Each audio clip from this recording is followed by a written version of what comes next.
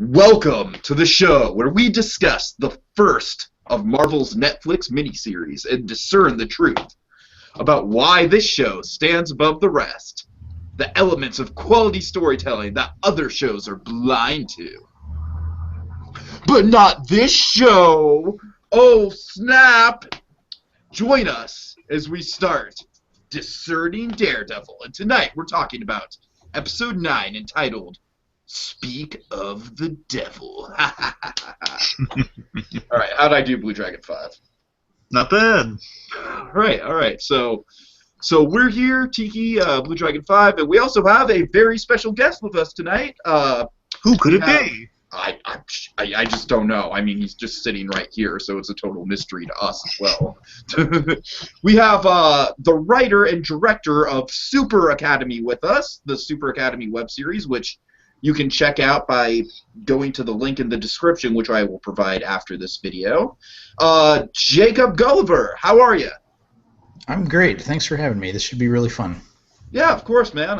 Me and Dragon did our interviews for your guys' Fan Appreciation Day, and that was super fun. Just kind of meeting all the cast and crew and just hearing the stories and the behind-the-scene process. It was a great time. So yeah, I'm glad you're able to join us. You're obviously a superhero fan, so Daredevil really fits in with that. I guess the first thing to ask you is, what did you think about Daredevil? Like, your overall thoughts going into it? Before I saw it, I was worried that it was going to end up being too dark. I was worried that it was going to end up being, closer to the Nolan style rather than the Marvel style that we've seen throughout the various different Marvel movies. But overall, I did really enjoy it. I think they blend some of the gritty, intense action stuff with some of the more funny, more heartfelt moments that you see in the rest of the Marvel Cinematic Universe. So I did like it quite a bit overall. Yeah, it's certainly a blend of different styles. A lot of it is more gritty, but thank God we have characters like Foggy and Karen that kind of bring the levity to the whole thing. Until even Wilson Fisk in his own way is kind of like comic relief in certain aspects. And you embarrass me in front of her. Oh, you're right? It's like, how quotable is that? It's like one of the most quotable lines from this year. So, alright, so we've been going through very slowly since the series dropped. And let's see, how long ago was Episode 8, Blue Dragon 5? I can't even wager a guess. You can't wager. Okay. So, Episode 8 obviously being the big Kingpin-centric, what was that? Shadows in the Mirror or something? Shadows in the Glass? I believe... help me here. I believe it was Glass. Shadows in the Glass, okay. Yeah. Oh, yeah, because the mirror and the symbolism. Haha. Alright, so we got through that, and then we kind of had to go on hiatus because we had a lot of Muppet-centric stuff going on, and just a lot of craziness in general. So we're back now, and of course leading into Jessica Jones. Jacob, are you excited about Jessica Jones? I am, absolutely. I'm very, very curious to see what the tone and the style ends up being. And the trailers only give you so much. So, yeah, it should be fun. Yeah, everything that Dragon's told me about the Purple Man has just really piqued my interest. Like, if they want to do a villain that can rival Wilson Fisk in terms of just being really effective, I think they've chosen a good one. So we'll see how that goes. All right. So with that in mind, guys, we are on Episode 9, which is Speak of the Devil, a.k.a. the episode where Matt just gets his ass completely handed to him on a silver platter. Just brutally. It's brutal. But a lot of other stuff happens, and speaking of other stuff happening, Dragon, do you want to run us through the plot? Sure. So in a nutshell, here's what happened, folks. Here's the broad strokes. So, since his last episode, since Wilson Fisk unveiled himself and he's made his reconstruction efforts public, he's proven impossible to link any crimes to, which makes Foggy, Karen, Ben Urich, and Matt leaving them to get really, really desperate. So they're losing leads, and it's not looking good for getting Fisk in the end. Matt's mulling over even the option of killing Fisk. I mean, just to kind of kill one guy for the greater good. He's kind of mulling over those big thematic things this episode. Nobu is pressuring Fisk into acquiring Miss Cardenas' tenement by any means necessary, which of course means her sad demise, which is very sad. Matt makes a very poor choice of going after Fisk based on his anger and using some lethal means, which leads to an awesome Nobu as a hand ninja fight. Oh, yeah. By the end, Matt escapes, luckily, but not so luckily is discovered by Foggy. Probably the best cliffhanger of the series, I would say. One of the best. Yeah, definitely just one where it's like if you're watching it, if you're binging it on Netflix, you're like, well, crap, I have to see the next one now. That's what we've learned so far. All right. So with that in mind, let's kind of break it down character by character by going through our arcs. Yeah. All right, so we'll start as always with our main character of Matt, and where do we see Matt first, Blue Dragon 5? Well, obviously we pick up with Matt. He's at wit's end of legally taking the Kingpin down, which has been kind of building for the past episodes. He's tried every route of just kind of doing it within the law, within the system, and all these leads, as we see, especially in this episode, they keep drying up like that. Mm-hmm. And we get these really great scenes throughout of him consulting Father Latham on whether to kill him or not. Yeah, there's two scenes in the episode with the father, and both of them are just really good and really kind of remind me of Alfred more than ever before with this guy. Don't you guys think so in a way? Oh, a little. I mean, especially the speech that I will get to in my moment of awesome, the whole speech about the devil. That totally seems like something out of the Burma speech from The Dark Knight. I mean, the father's kind of striking me as a Jim Gordon type also. Oh, everyone strikes you as a Jim Gordon type. Okay, let's not get below the belt now. Come on. I think Alfred has like a no-nonsense sensibility about him. He has this, rigid way of looking at things, and, he acts as Bruce's moral compass pretty often. Mm-hmm. At least in Batman media prior to 2006 or so, going back. And I think the priest is, I would say he's a little bit more, he's not really no nonsense, he's more direct. He wants to get to the heart of the issue. He's probably done this a super long time, and he sees right into Matt's soul and says and knows that, hey, there's a lot of stuff you're not telling me, and you don't have to tell me, but I can tell you that what you're feeling has been felt by other people. You're not alone in this. Oh, yeah. Yeah, great way to put it. Yeah, like he's not exactly saying don't do it, but he's just kind of laying out just kind of an unbiased viewpoint of, well, this is what's happened beforehand, there's other paths that have been taken, and, this is just kind of, I don't sense this is what you really want for yourself. I'm not saying don't do it, because that's only up to you, that sort of thing. Again, that's really mulling over some moral stuff this episode, which I really liked. And we get this really great scene, which I'll touch on a little bit towards blinding moment there. But he observes smartly. Matt takes steps in this episode to observe Fisk and Vanessa closely. Vanessa. I'm sorry, Foggy and Karen. I'm going to go down and observe Vanessa. Okay. I'm gonna have to join in on this some point later in the episode. Anyway, so he's really looking closely at there, and he's looking for a reason, as the father kindly says, he's looking for a reason not to kill Fisk. It's very tense in that scene, by the way, which I really love. But it's incredibly tense. Oh my god. One of my favorite things with Matt in this episode is that he knows Fisk has good in him, yet he's misguided. He has good yet misguided intentions for the city. It's like he understands. Like there's this line he has in the episode, like. Something along the lines of he knows. Well, in the bar after Mrs. Cardenas is passing, they're talking amongst each other. And he says, "Well, I believe he actually means what he's saying. That he regrets her death." And in saying that, like he realizes, he's not a monster, but he is obviously in the wrong here. We need to bring him down. He's a problem, but he's not just all bad. which is interesting. It means that's a smart observation from Max. He is a lot of emotion is seeping into his decision making, but he's not factoring all that the grand scheme there, which I liked. Well, Fisk is just a perfect example of making a villain compelling specifically because he thinks he's in the right, and in some cases he might even be in the right. So I think that's why the Fisk character works so well with this show. And It's just had such a strong moral compass to him. Oh yeah, I mean, and of course the final straw, regardless of whether he has good intentions or not, is that the final straw was Miss Elena Cardenas' murder. Course, I mean, that's crossing the line. She was innocent in all this, and she just stood up for herself, and that's not fair, and it's horrible. And again, we really felt for her murder. Rewatching it really touched me, like how crushing a blow that was for her death, and the way they played it off. It was so emotional.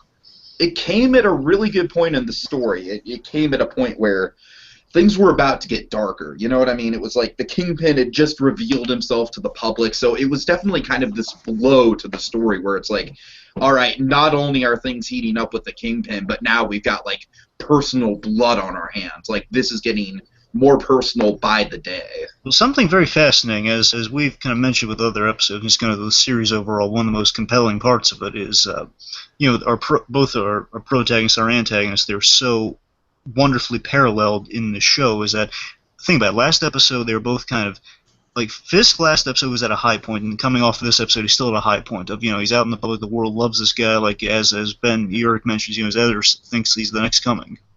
I would argue to say that last episode was him coming out of his shell, and this episode is his high point. Yeah.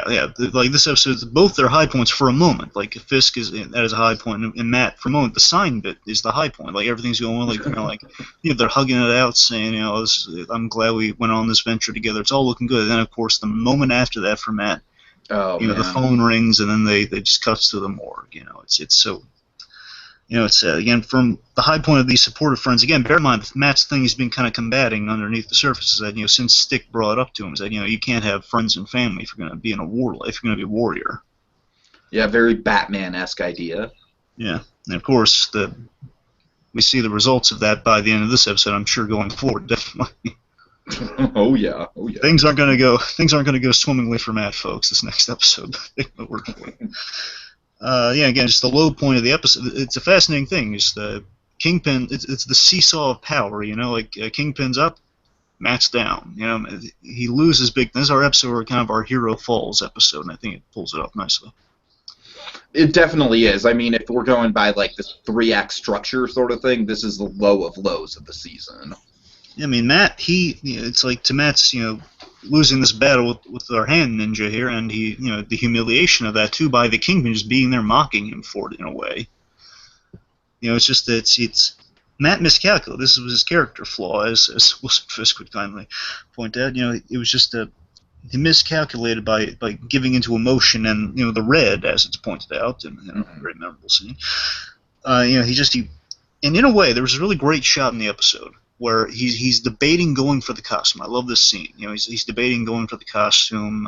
They go out there, right after the Elena Cardenas, after the bar scene.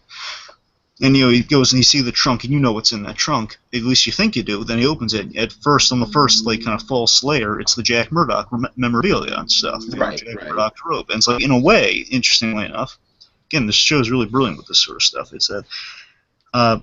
Jack Murdock didn't want fighting in Matt's future. Of course, he didn't want him to succumb to this kind of blind emotion and kind of charging into things, because it would hurt him in the end. It would hurt everything, kind of risk his chances for having a good future. And of course, what he goes for is the Daredevil mask. I mean, the Daredevil costume.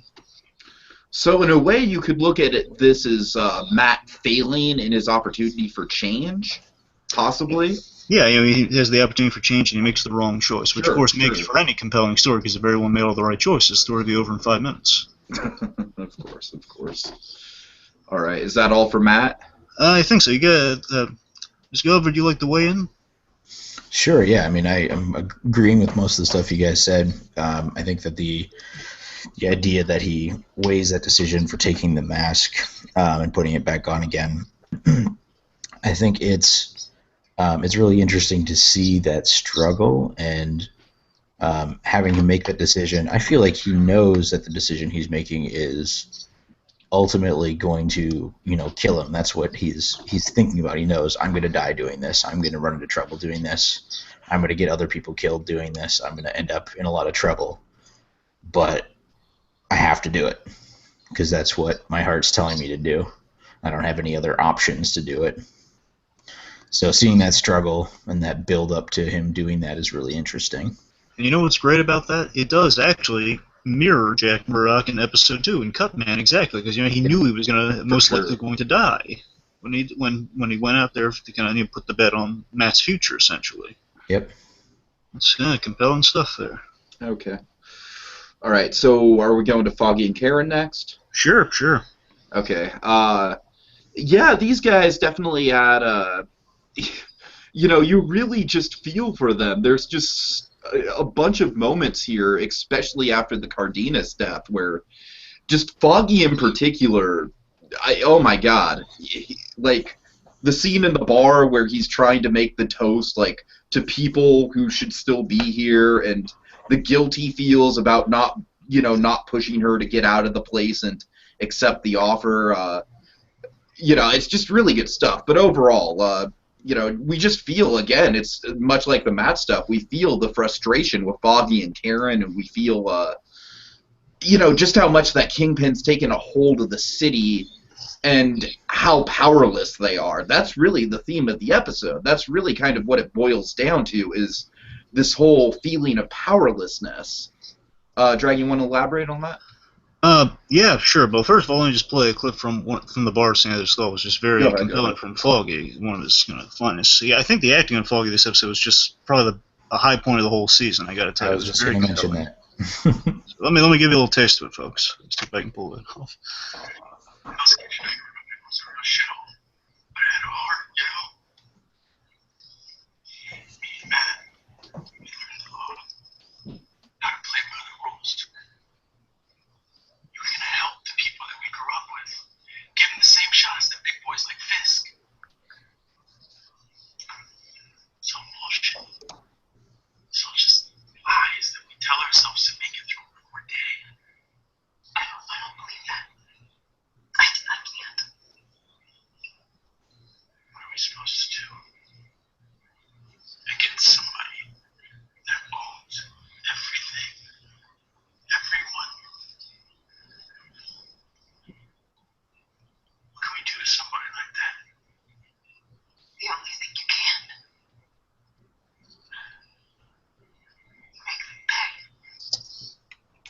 Oh yeah, great little interchange there. Yeah, lots of good stuff going on. One of the moments here that absolutely kills me every time I see it is when we get that phone call, right after they have the Nelson and Murdoch sign, and then Karen, just the way that Karen is on the phone, like, and you can tell, like, oh, we don't know exactly what this is, but it's bad. It's bad. Again, there's just this glimpse of utopia for a moment of like, hey, we got a sign now. This is awesome. Everything's going like this. It doesn't look like this. Yeah, it's a wooden sign. It's lovely, and it's like everything we ever could have dreamed about. And then like Karen's answer the phone, happy-go-lucky, saying Nelson and Murdoch. It's like the dreams coming together finally, and of course, bomb is dropped. Now, something I noticed interestingly about kind of the Karen and Foggy's kind of progression this episode, particularly, let's start with Karen. Karen, again, she's always kind of had her arc is one of the big kind of gets the ball rolling for the whole series, because again, Union Owl, like in Kingpin's introduction onward, again, had she been killed in that first episode, we'd probably have no show. Exactly. But it's kind of neat that she's really, she's getting a lot of tenacity from Ben that's kind of rubbed off on her, and she really wants to continue, pushing to kind of convict Fisk for his crimes, and she's seeking justice, and of course, it's just the fire's burning even brighter after Elaine. She is kind of the emotional support this episode for Foggy, as she kind of heard a little bit of. That's the thing. She's kind of that strong. It's like she's been inducted into the kind of the Matt and Foggy's lives 100% now with that little scene, like the whole we got a sign, it's all coming together. Is that through thick and thin, now she's a part of this. She's not just like kind of the outsider who's been welcomed in. She is now in. Right, absolutely. I mean, Foggy, yeah. I was to elaborate on that. Sorry to interrupt. No, go on. I love that the series does this. It's something that's hard to find, but I really love the idea that comedy is most effective in a tragedy, and a tragedy is most effective in a comedy, because you empathize with the characters, what they're going through. If you go on an emotional happy journey with them, you get into that, and then a tragedy occurs, then you're invested in those characters because you're experiencing the same things with them, and vice versa. If you're in the middle of a tragedy, something's really rough, and you're seeing these guys go through hardship, then the jokes become more satisfying because you're ready to see them change and grow from that. So this show has done a really good job, and that scene is a great example of that, where you'll end up with starting out as a joking scene or starting out as a sad scene and ending up with vice versa. Switching sure. So that particular scene is a great example of that, and there's tons of them in this show. Yeah, I mean, in the same episode, you have this. You cut to a morgue and just kind of deflating the room. You get a line like this in the episode. Where do you escape to see me the other night? Man in the mask. Jacob Gulliver. His friend. Yeah, I get Sam Captain America dressed up on something. Yeah. You're absolutely right about that point. I mean, it makes the comedy and the drama. It's a great little kind of tipping point there, Mm-hmm. Sure. But with Foggy's progression again was really so well acted too, and it's just the Foggy picking up this episode. He's feeling hungry for the whole white whale of the legal challenges. You got to remember, a lot of times Foggy's played off as kind of he needs Matt to be a truly effective lawyer. They really feed off of each other. Like in this show so far, we've seen kind of dynamic. Matt knows the books, and Foggy's good with the people skills. Mm-hmm. Matt can Matt's been the guy who really kind of put his nose, well, I should say his fingers to the books in college, and he has like all the legal jargon under and he's the guy to go to for the knowledge. And here Foggy he's feeling confident, and he kind of tries it himself, and he gives he's feeling confident. He gives Miss Cardenas that encouragement of like, no, stand your ground, don't take the money, don't leave, despite Matt being very worried for her now that Fisk might be getting desperate, and he might now just order her death, of course.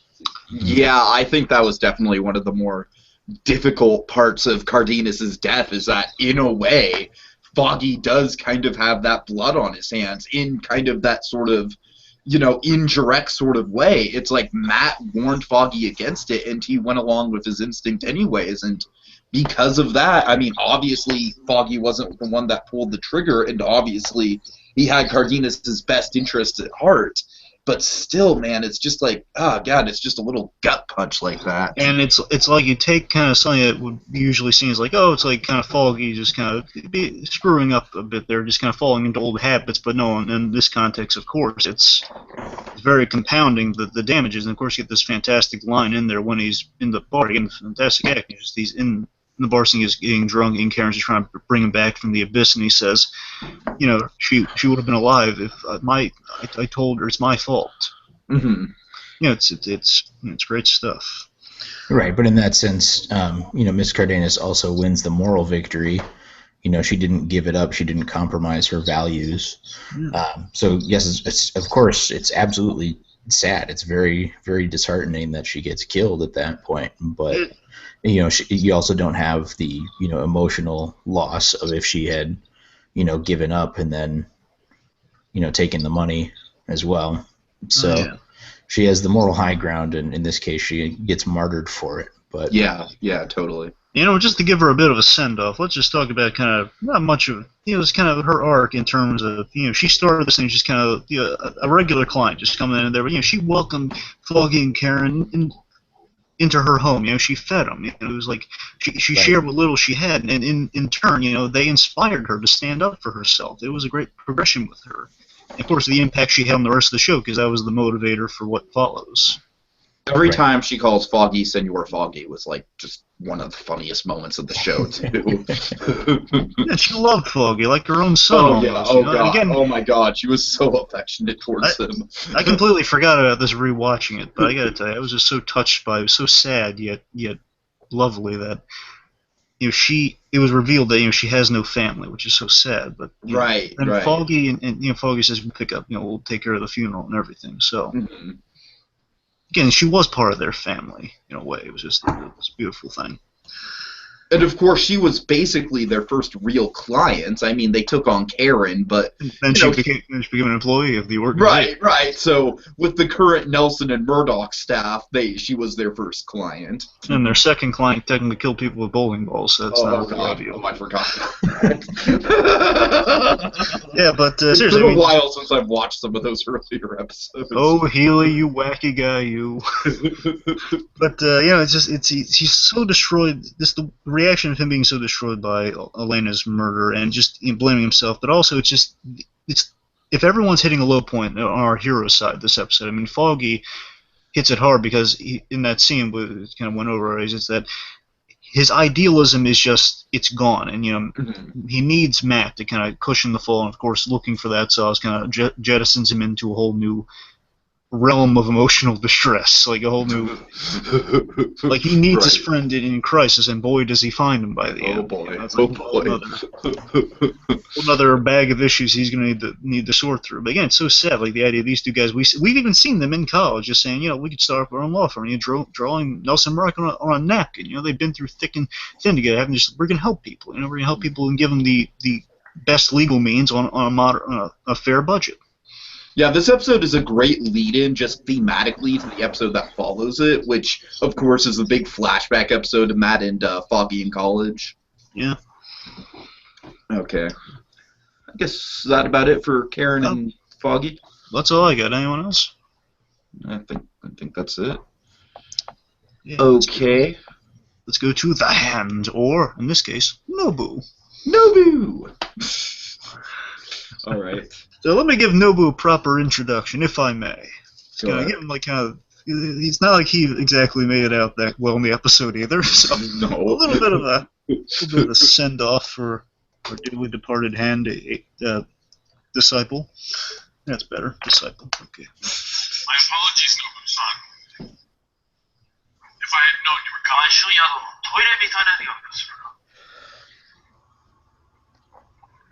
he doesn't care for the accommodations.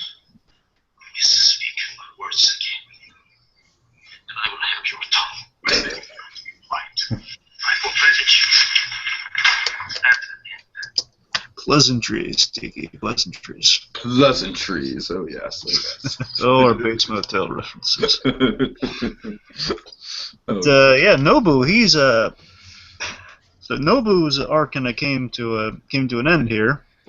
He had an awesome death, though. Oh yeah, he had an amazing. This might be like the second best fight scene in the series, next to the hallway fight in episode 2. Yeah, hallway's really impressive. The hallway, I think, has got to be the best, just because of the way they shot that, and it's all one take and everything. I mean, that's just a feat of cinematography in itself and choreography. But but the Nobu stuff is really interesting. It's like he's finally got tired of waiting. Like you get to see kind of the self-fulfilling prophecy of Nobu almost. Is that he's finally gotten tired of waiting. He's always been kind of the ill-tempered guy in the room, saying just speaking the other language and Wesley translating and just Like Gal was kind of the reasonable one, just kind of saying, "Oh no, we'll wait, but be careful. People might try to usurp your power." That sort of thing. But Gal was the one that actually had pleasantries to her. Yes, Nobu not that. He's just always pissed off. That was his runner. He was just always just really pissed off at the situation. Nobu would take you out into the middle of the woods, miles and miles and miles into a pizza place, and then not even offer to buy you a drink of water. That's Nobu. That's Nobu. Nobu's old school. He reminds me of like these characters in like Kurosawa films, like these. Oh, totally. Very, very traditional, like samurai case roll type characters, or getting more into the 80s and 90s and 2000s, the Yakuza type characters. And I'm sure that's sort of where they were going with him, but just that they view society as the system of castes, and this everybody's divided from somebody else by some system of family or business. And just even the littlest things, just the way, misspeak my words again, that's the littlest things cue you into that. And we never hear anything about it, but, just from the way he says stuff and the way he talks about things, you get that whole sense from him. It's fantastic. Oh yeah, oh yeah. And what's great about Nobu too is that his issues with this fight with Daredevil's been building because he's the Black Sky incident over the docks. It's kind of what's kind of made this fight really personal for him. Is that you got me in hot water with my bosses at the hand. Mm-hmm. So now I have to. I mean, I love how he still has some respect for him too, because he kind of recognizes he's also a hand trained because Stick was a member of the hand organization in some way. Right. And he has that respect for him, which is very interesting. Again, no, he hasn't had a lot this season, and I don't think he's gonna have a lot going forward. But it's still, I mean, he always had kind of that build of like, you don't want to mess with this guy, and you finally get to see it kind of hit the forefront. And because people saw probably in the trailer, I'm guessing it's been a while since I watched the trailer, so I believe we saw the glimpse of a red hand ninja, which again, one of the great things of the show is how they've been kind of thematically playing with the color of red in Daredevil's future. Oh yeah, oh definitely. He's getting closer to the red, whether it's being stained with it himself, being cut the ribbons as he is in this episode, or literally battling a red ninja. Yeah, it's just such a compelling thing. Basically, like Matt and Nobu practically fighting each other to death. Matt is more torn up at the end of this episode than he is at any other point in the series, I believe. Yeah, I mean, forget about him at the beginning of Cut, man. That was child's play compared to...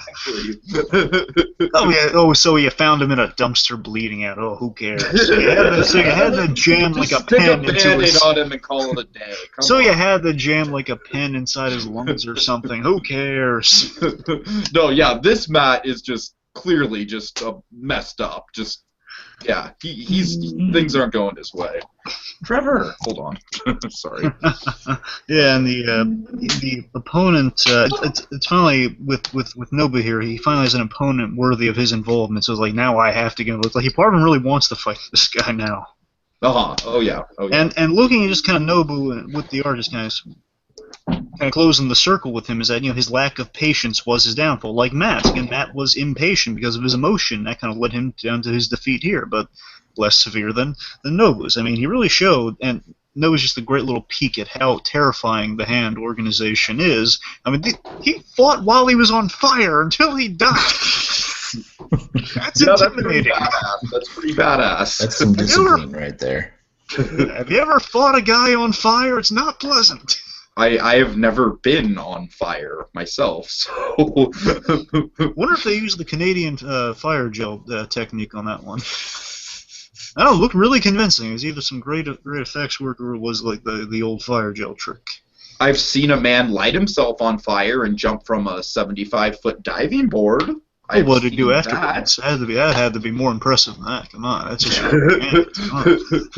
Yeah, and he jumped straight into a pool. So did he juggle? That's what I'd be impressed if he could juggle after that. Oh, there was no juggling.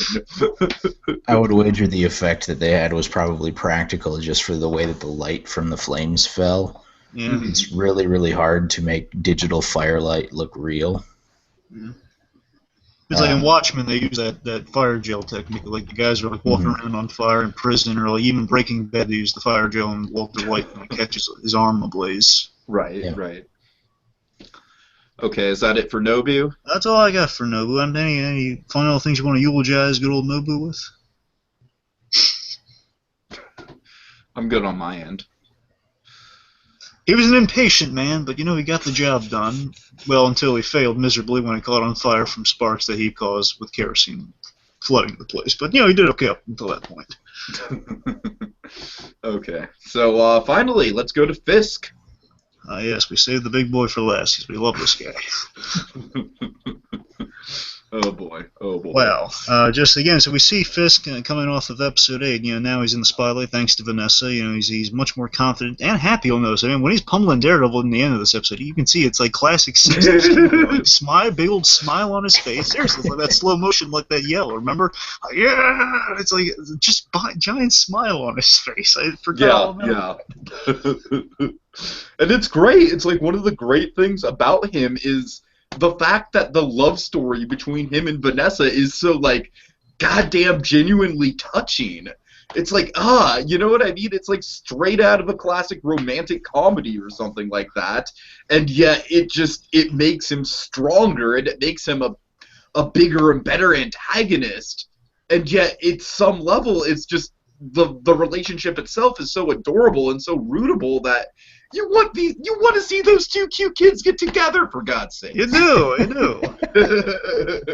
I just hope they don't go the Steve Dillon, Jason Aaron direction with their love story, because that's really dark. What happens to their son?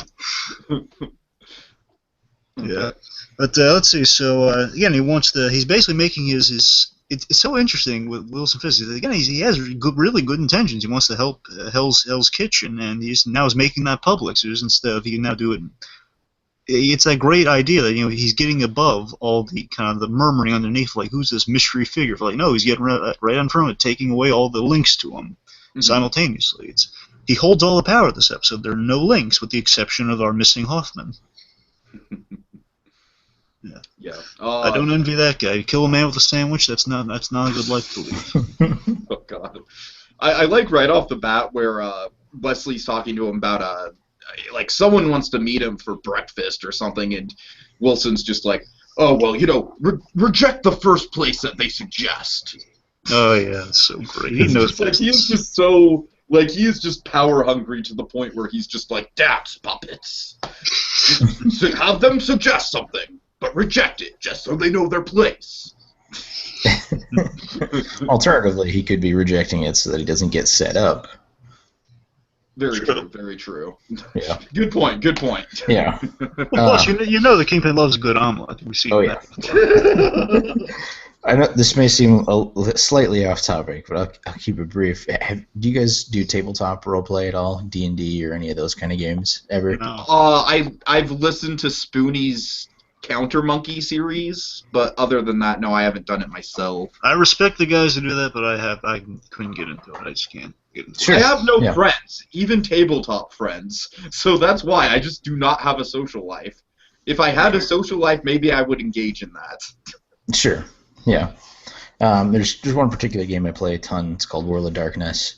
And the way that their system works, a lot of other systems have something real similar to this, where there's a series of traits that determine the way your character acts. And because I've played it so much, I'm always constantly viewing characters in movies and TV shows with this trait system. Oh, cool. You have a virtue and a vice. Your virtue is, the side of you that makes positive decisions that benefits everybody. And your vice is the side of you that acts rashly and makes poor decisions. And indulging both of those rewards you. It's just more, in system, it's more rewarding to indulge your virtue, but it's also harder. Mm-hmm. So I always viewed Wilson Fisk with the virtue of prudence, in the sense that he has he's always making these tactical decisions. He's always making these specific movements and placings, the way he's organizing everything. And he'll even acknowledge sometimes. He'll be like, I don't like this, or this makes me unhappy when I'm doing this, but it's the best decision, and I know that. And then he has the vice of wrath, where it's, okay, something has fallen out of place, and a bunch of people get to die, and if that doesn't work, then I'm personally going to go over there and rip a guy in half with my bare hands. Totally. So it's really fun to see both of those sides, and see him battling within with those two halves of the prudent side, where he wants to legitimately wants to build the city into something amazing, and then seeing him lose it and just go completely nuts. You embarrassed me in front of her! Yeah. Vanessa, it's just that I don't want anything bad to happen to you. Yeah, no, I totally get what you're saying. He's very fascinating in that kind of morally gray area. Mm-hmm. Oh yeah, I mean, you have this great bit in the episode I really love, is that he's without the fear of the hand, which, I mean, how can you not be afraid of the hand? Again, their guys are trained to fight even on fire. And Nobu's stubbornness, I mean, things would have gone smoothly. Remember, there's this great scene where he's trying to kind of convince Nobu, look, this plot of land right here, you might we have one holdup. I can get you another one easily. So, no, we have to work expediently. I have to get this one again. Had Nobu not been so stubborn, he just wanted to avoid that unpleasantness. He just wanted to go with less the hitches in the plan. Mm-hmm. But he took the business route of like, well, I can cover anything that's going to take this out of make this inconvenient for you. We'll pay extras, get it done. Put in a good word with my friends, Yeah. Mm-hmm. He had no choice. Again, Fisk in this episode, he's an expert chess player in manipulating Daredevil right where he wants him to. I mean, if I can play kind of the crown jewel of the episode, so making us ultimately after Nobu has met his end. Go ahead. It's a great scene, folks. Okay.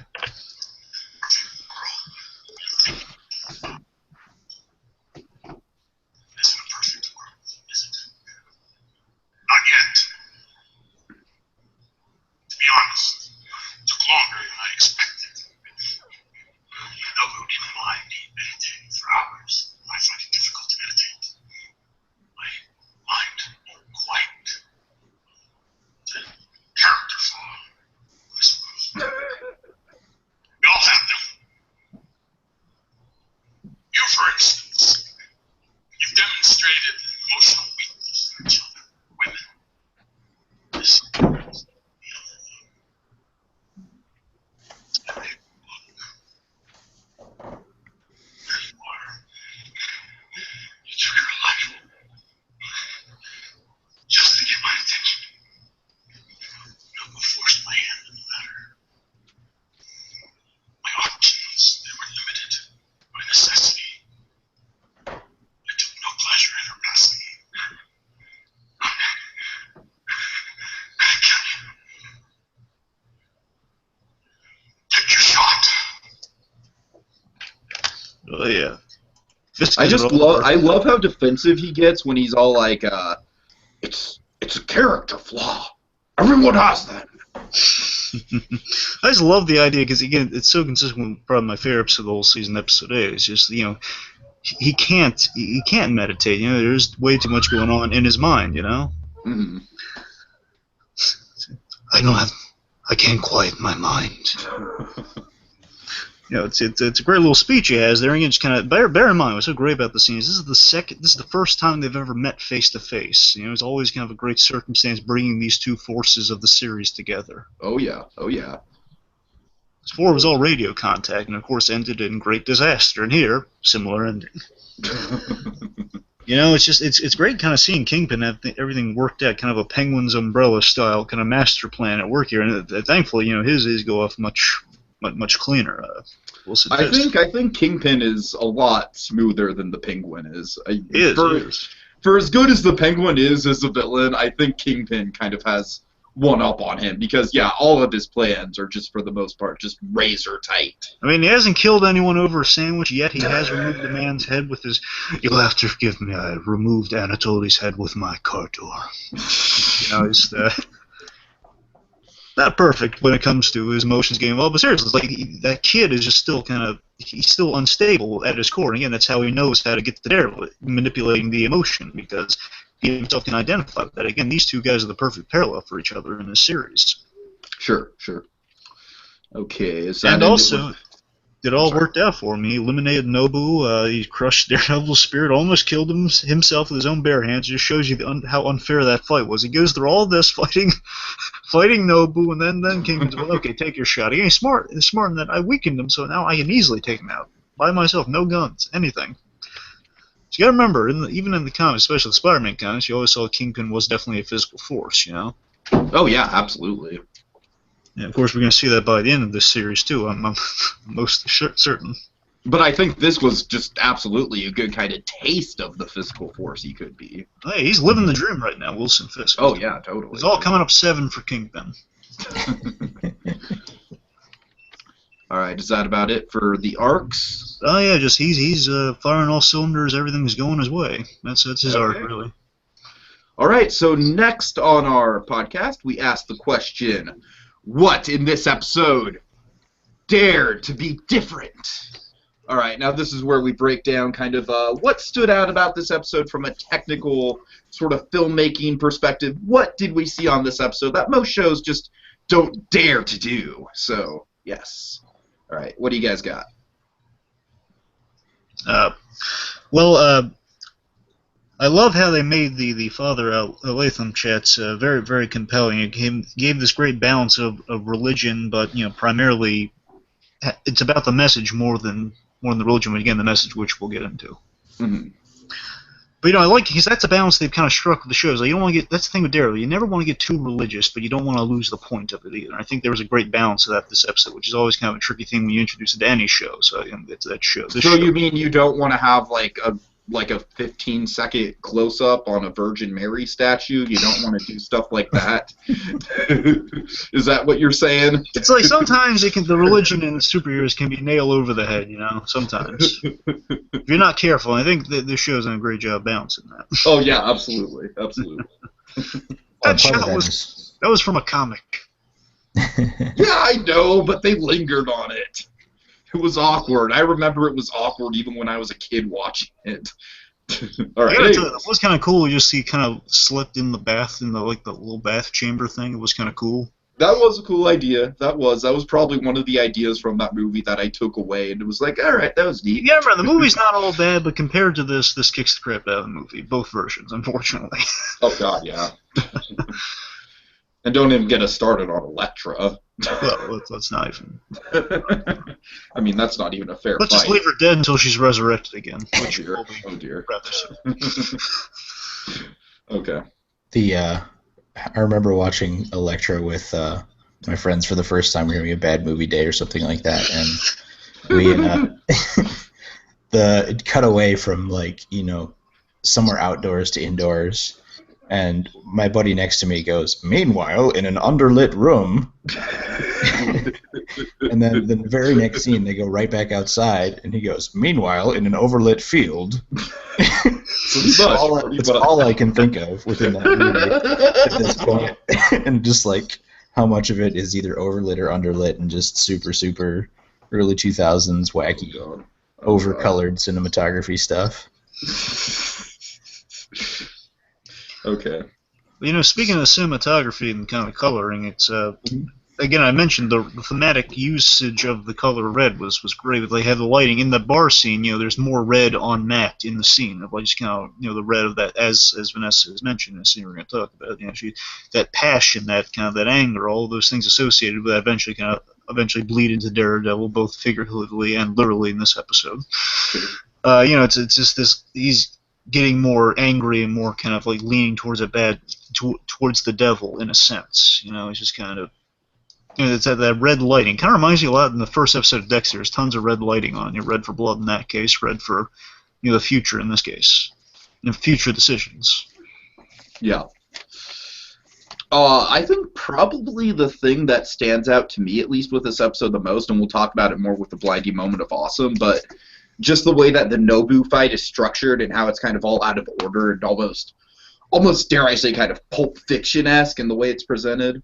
Yeah, well, speaking of the editing, there was one of the big highlights of the editing in this episode for me, aside from kind of the obvious one, would be I love the interrogation montage of him now Matt's after he dons the suit. Again, by the way, I love how they kind of make us wait to see that they really kind of separate Matt Murdock from Man in the Mask. Mm-hmm. In a sense, they kind of make you. It's like you build up to it, without waiting too long. It's usually sometimes it'll either be an all, with the Russian, it'll either be kind of an all Daredevil episode with very little Matt, or half. In this case, it was half and half. Yeah, that's true. They definitely vary their screen time episode to episode, which is smart because if it was just Matt going out and kicking ass every episode, it'd just get kind of repetitive. Yeah, but as awesome as it is. This interrogation montage, it's now he's just getting answers. The way it was structured was so well. So he's attacking one guy, getting information that cuts to he's swinging a punch, and it's to the next guy. Right, of course, leads him to the junkie dwelling. Good stuff. All right. Ms. Gulliver, anything to add on the techniques? Yeah, I would say I really liked that they split up the fight with Nobu across the episode. They came back to it several times. Mm. I kind of get the sense that was in the script was just at the end of the episode, and that the editor made the decision to do that because as we're going through the episode, we have these new moments that we're learning about that inform some of the decisions and some of the elements that Matt's taking into the fight with him. Right.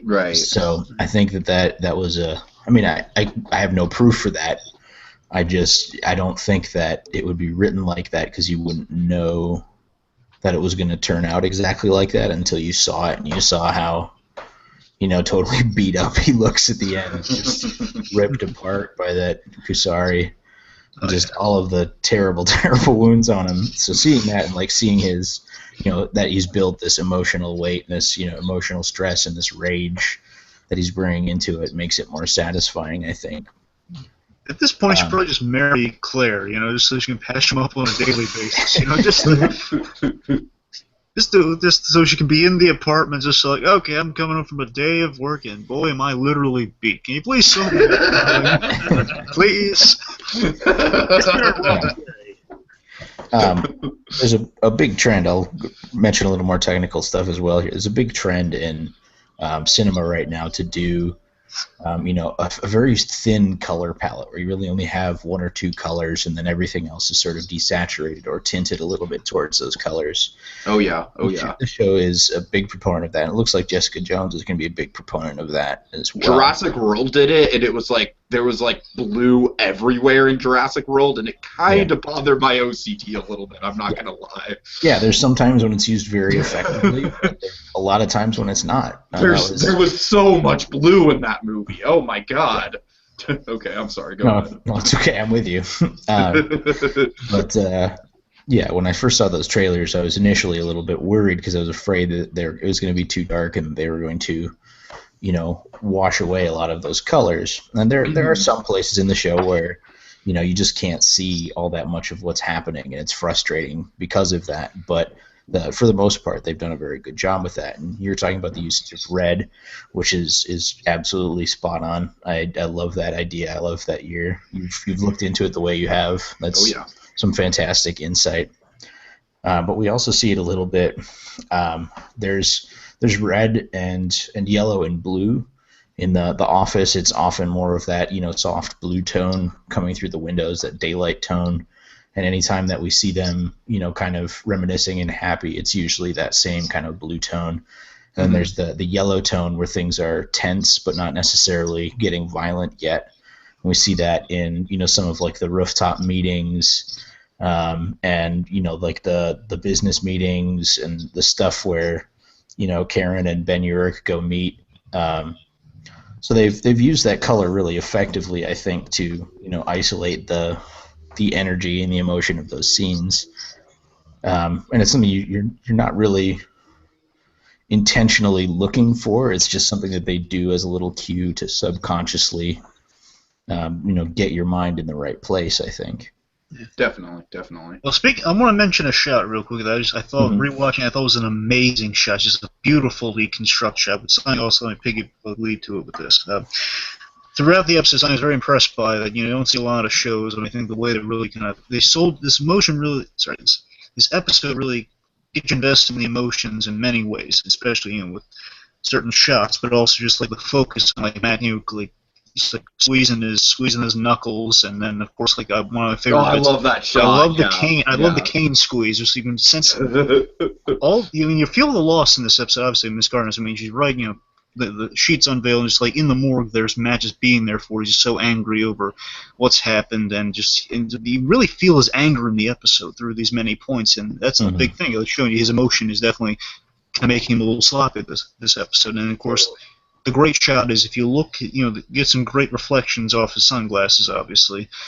And there's this one great shot, just Foggy and Karen just kind of grieving, and Mahoney too, remember Officer Mahoney, just kind of grieving over the body, just standing right next to it, just into the white sheet, and you can see the reflection of that right on Matt's glasses, and then you pan down just the clutching the cane really tightly, really excellent shot. There's that reflection on the glasses, then panning down like that. Yeah. Just wanted to mention that. Mm-hmm. So let me also play a little bit of this because it was talked about here. Just kind of a bit of the junkie interrogation that is feeding into that kind of anger he's feeling this episode. Just like showing how intimidating Daredevil can be in interrogation, which this time they're spicing up each episode. It's never kind of the same interrogation, but obviously using the human lie detector thing, but in different ways. I think he's much more intimidating than Christian Bale Batman. I don't know. I mean, he dropped the guy and he broke his heels, and that's pretty intimidating. I don't know, but if a guy came up to me, he'd just be... I don't know, I'd just be like... I think you'd be intimidated.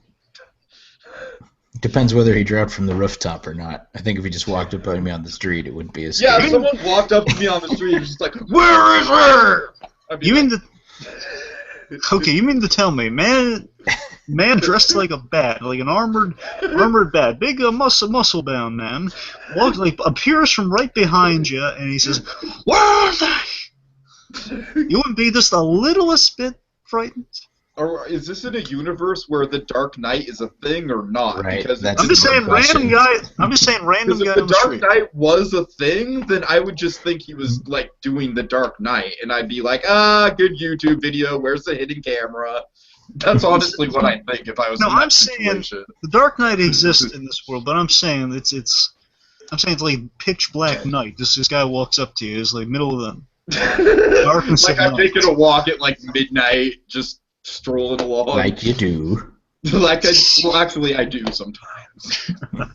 Let me play a bit of intimidating Daredevil here for Go you, 'cause he was really scary in this scene to our junkie killer here. Which I'm sorry, Blue Dragon 5, you know I love to just make the ribs at the Christian Bale.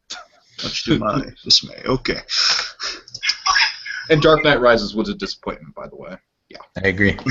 Oh, Yay! let me play this. We could spend 2 hours on that, but maybe that's for another night here.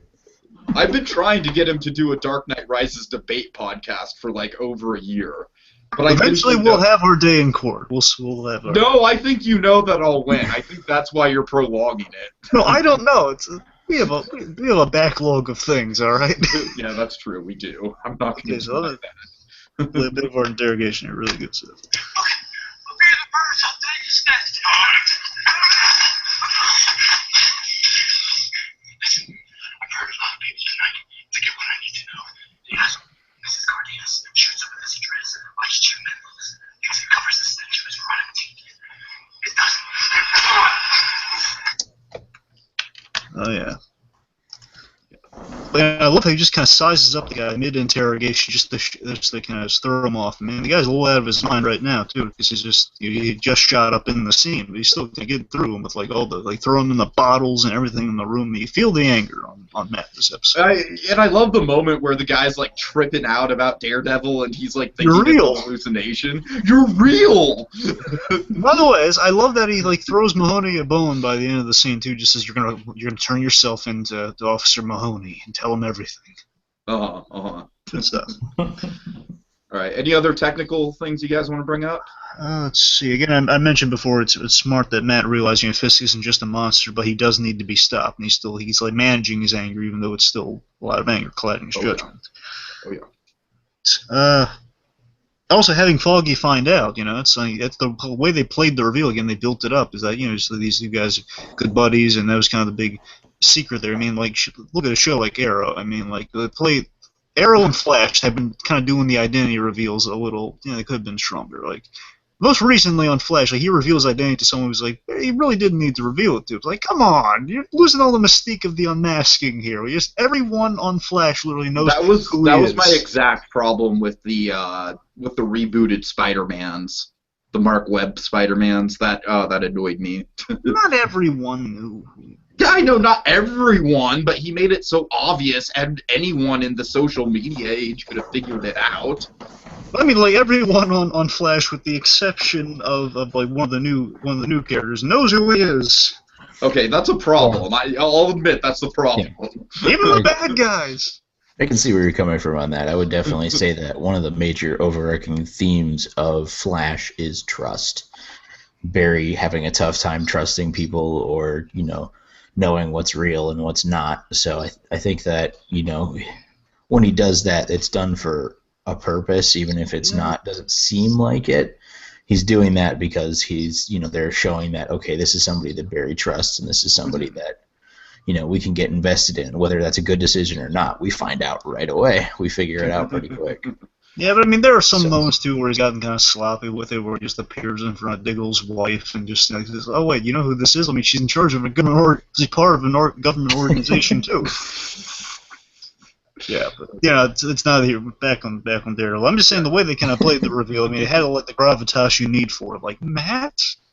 Well, thanks for the spoilers, guys. No, I'm just kidding. I don't think we spoiled anything there. No, I don't think. Okay, so we done with Dare to Be Different? I think so. Anything else? Okay. I don't think so. Not on my end. So, let's proceed. Let me put on the shades for the blinding moment of awesome. All right. So this is a show where the three of us pick out our favorite moment of the episode and kind of give it a little spotlight. So who wants to start? I can start, I guess. Go ahead. Sure. I'm going to go back to what I was talking about before in the fight between Matt and Nobu. And I feel like, again, that it was split up, to show all the different things coming into it. And that's part of why I like it so much, is that every time we come back to the fight, we've seen a few more things that have informed, the emotional weight behind the fight. And it's so often in movies and TV that you get these fight scenes that they don't really have that emotional weight. Okay, bad guy's going here to do this thing. All right, I'm going to go stop him. Cool, great. But when you don't see, okay, all that stuff about, okay, Mrs. Cardenas is dead. This is, Fisk is winning. When you don't see all the stuff about, all this other stuff that's coming into it, then it doesn't have the emotional weight that it does. And seeing, why he's fighting so hard, why he doesn't tactically retreat, at that point, why he's, fighting as hard as he is, and why he's, continuing to stand up again. That's fantastic. Not to mention the choreography is fantastic. You get a lot of variation in moveset with a chain weapon, especially. That's a tough one. That thing's brutal. Like every time it slices into its back, it's like, oh god. But I love how he uses it against Fisk. By the way, he's like he cuts the suit. Yeah, I mean, there's no certification. I've mentioned this before to you guys, but just in case somebody's watching who doesn't know, I have a lot of friends in the stage combat community, and I pull on them constantly when I'm working on projects. But yeah, you'd have to. That's chain weapons are not a Society of American Fight Directors certifiable weapon. They're not something that exists in stage combat, which means they had to hire a specialty choreographer. They had to find somebody who's skilled in this weapon. And then they had to choreograph an amazing fight, which getting all of those things to line up from personal experience, let me tell you, that's hard. Yeah, I hear you. So the fact that they pulled that together and that they had a lot of move variation, they had a lot of different stylistic attacks and defenses, and some nasty injuries, some interesting injuries in that fight. And both of the fighters are still going, and they're still talking to each other, and Nobu is saying, well, I respect you as a warrior. Your death is going to mean something. That's really interesting. That's fun. Because normally it's not just like, it's like, stop getting up. I'm going to kill you now. Yeah, exactly. The dialogue, the way that he feels about that fight is non-traditional. Yeah. So overall, I would say that's probably my favorite moment, just because everything builds into that, and it's so well executed, and it could have been so poorly executed. Yeah, I certainly don't have the stage experience that you do, but I did direct a play back in high school, a half-hour play, and I remember the finale was supposed to be just the two leads, or two of the lead characters, getting into a fight, like basically getting into a fist fight, and then jumping off the stage and proceeding into the audience fist fighting. Nice. And even trying to get, it's a great idea, right? Even trying to get that down, something like that, oh my god, it was oh, it was a nightmare trying to stage it. Yeah. You know what I mean? One false move, a 5-year-old kid gets hit in the face. Which is That's what I'm saying. That's exactly what I'm saying. Yeah.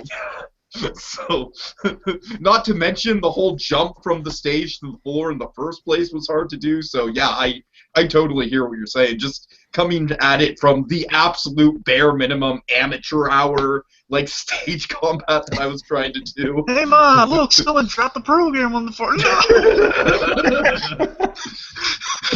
Oh man, brutal. Lawsuit. Oh god. Oh god. Okay. All right, Dragon. Do you want to go on to your moment of awesome? Why don't you take yours? Okay.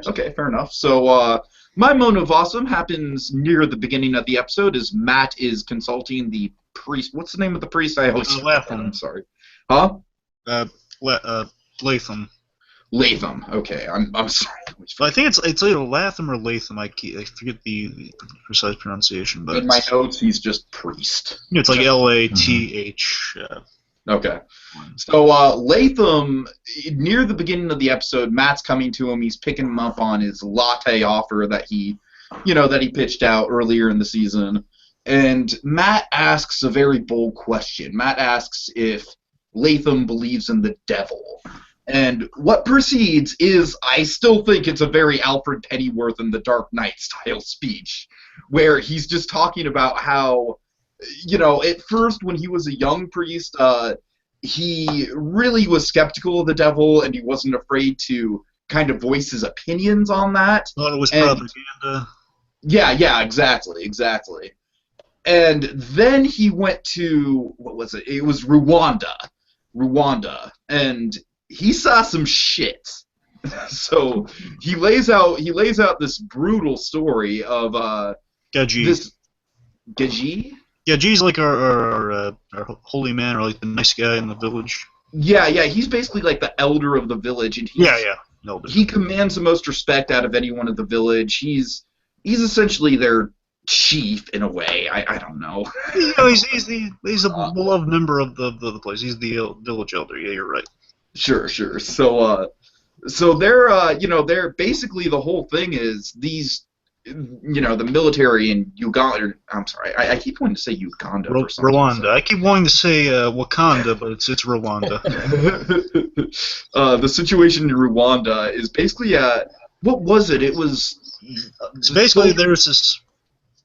Sorry. They were having the villagers kill off their own people, right? Yeah, their neighbors. So the idea was I forget what the guy head honcho's name was. Basically, this guy who ruled over soldiers. He commanded the guy ruled with an iron fist, and he basically commanded the neighbors to kill their neighbors. And of course, they could never. No matter what, they refused to kill this one guy who was our village elder, and it was so perplexing. And the soldiers were ordered to do it, and he was accepting of his fate, and then because of that, he just refused. They just refused. How can we kill this guy? We love this guy. We love this guy almost as much as almost as much as we love Mike. Breaking Bad. We love Mike. We love Mike Erbintrout. I'm sorry. But so basically, even the guy in charge of the soldiers, he's so perplexed by this. Man, even my own soldiers won't kill this guy. I'm coming down there. So he comes down there, and he has he's like a 4-hour conversation with. I love this idea. I love the idea that he buys into this guy enough that he gives him 4 hours of his time. You know what I mean? He ordered his soldiers to behead this guy too. That's important. So right. But at the same time, it's he's. We don't know if he's just kind of playing into it, or if something about this guy really got to him, but on some level, he spent time with this guy. He got to know this guy on a pretty intimate level, spending hours of his time with him. Which is parallel in Daredevil's story, where he gets down a little bit. And then, without missing a beat, he just goes and just executes the guy and his family, beheads him, just brutal. No, it's much worse than beheading, Tiki. He everything. He cuts the guy up. Right. And the family. Then the family. So yeah, I think I really responded to this moment. I'm sorry, I don't mean to harp on this, but it does very much remind me of the Burma speech in The Dark Knight, which is why I do very much enjoy it. I know there's differences, but It was vibranium the size of a tangerine.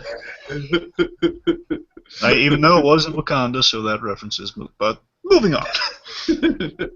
but no, it's just like it's such a good kind of little allegory to the whole series. You know what I mean? It's like this, like just how I don't know. I don't even know what I'm saying. Yeah, he saw I saw the devil. I saw the devil in him in that moment, which I think is this great idea of just great evils being labeled the devil. You can see the devil in people, which is that story. It's really interesting. Yeah, it's really compelling stuff, and just especially how it kind of parallels everything that's going on within the main series and kind of like brings Matt's whole journey into light and kind of puts some context behind it. Yeah, I mean, what's so great about this story, it's a little obvious with the devil reference here, but it plays off greatly in that, in the end, of course, he's going to take up the moniker of devil, which means just kind of under that in this case, misconception that he's pure evil, the devil of Hell's Kitchen. He's done this horrible act of killing the officers and bombing buildings and stuff. Really, no, he hasn't done that at all. But he's labeled devil. He's kind of owning that misinterpretation, making it his own. That's people can fear that. Sure, definitely. Okay, so I guess with that, Dragon, you want to transition to your blinding moment of awesome? Yeah, sure. So my blinding moment of awesome, it's kind of a combo of, I love, overall, it's just the entire art gallery scene, whereas Matt has a brilliant move here, where he's going to investigate Fisk and, the one link they do have, which is the woman that's close to Fisk in all the interviews, which is Vanessa. And this instantly is very intriguing, that, okay, well, he's getting close to the thing Kingpin values most in this world, Vanessa. Dangerous territory if something goes wrong. Oh, yeah. And what I loved about this, and we in our speculatory days on the series in that video we did, I remember I was so hoping for kind of like a hello, Dexter Morgan type scene, like a really tense, a really tense scene between Fisk and Matt Murdock, with the tension underneath that either they know each other or like they have suspicions about each other. But I know this guy. I'm holding back so much. We get a bit of that in the scene, which I love, but I also love the lead up to it. This really great scene, which I love so much, that paralleled again. Fisk's White Wall, which again we had a huge gallery scene that was so important to the first half of this season. Right, totally. And then, of course, now we get kind of another similar scene of like kind of Matt being walked through a painting that kind of represents his journey, represents his arc, Yeah, those paintings are most definitely, I think, the most important symbols of the whole season, for sure. Yeah, they got to pay those artists more at that gallery, because all these very powerful figures. Like, I'm sure if like Tony Stark walked in Hell's Kitchen, he's like, "Oh, we got something for you. We got something for Steve Rogers. We got something for Bruce Banner. We got all painting selection here." We got a little something for Barton. It's more of like a target practice type piece, but I think he's gonna like it. Anyways, let me banners just be a bunch of shades of green. Well, yeah, be like there's a little bit of red in there, there's a lot of gray surrounding. It's like gray greens, because like deep down he's really the Gray Hulk, but he's not admitting it. A lot of stuff. Allow me to play some of this wonderfully written scene about what Vanessa says to Matt Murdock. It's just a hilarious notion too, of just like the blind man buying art and just the rational. Again, it was a really well written scene explaining it. Matt playing the charm factor. You remember, chicks dig Matt Murdock. Oh yeah. I do. So let me play this for you here. One of my favorite pieces. Describe it to me. Imagine a sea of tonal reds. The color of anger, of rage, but also the color of the heart. Love, hope. This strikes the perfect balance between the two. I know it sounds so aggressive. All depends on your point of view. Now, what's so great about that, again, this painting, it's not only just Matt's own personal kind of version of the Rap in the White Snowstorm, but what it is, it's up to interpretation, which eventually when he does kind of don the red, that's kind of what that symbolizes, is that, it can be perceived as many things. The devil on one side, just kind of this scary entity, but on the other side, it's kind of hope, passion, it's like he will bleed for this city if it does any good. Mm-hmm. Which is something, Wilson Fisk kind of shares in common. He will suffer for the city as he has in his own youth. It's really kind of interesting, kind of not parallel. It's really interesting keep saying parallel so much, but it's so true though.